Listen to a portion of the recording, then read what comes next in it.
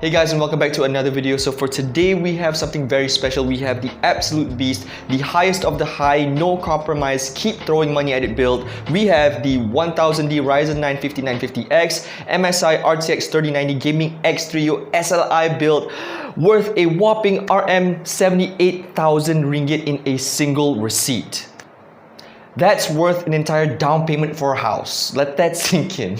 So a couple of months ago, we had a very enthusiastic customer who wanted nothing but the best. He first came to us insisting on a build with a 1000D, which is not the easiest case to acquire. On top of that, the caliber and scale of the hardware required for this build was also not easy to acquire, as most of these components we had to source from different places, different distributors, and even different countries, especially for the NVLink bridge in this build. This massive case is a super tower class case, and just for scale, it can fit an entire EATX system and even an iTech system in the same chassis, or just a simple fact that you can fit two 480 rads on the top or either on the front. Before we get into the highlights, here is the spec list for this entire build. It is quite the list, so you guys might need to pause for this one.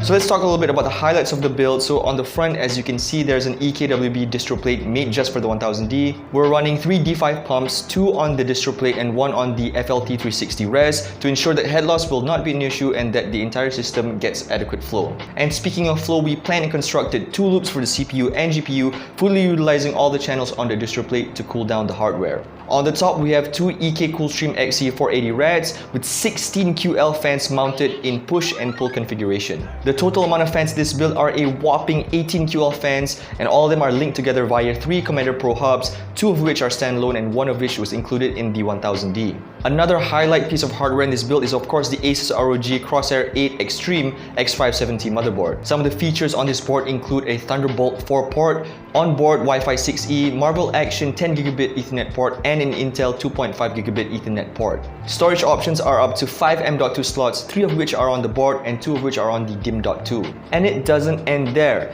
18 plus 2 power stages rated at 90 amperes, an enlarged VRM heatsink plus an integrated aluminum I/O cover ensures that out of the box this board is ready for extreme overclocking.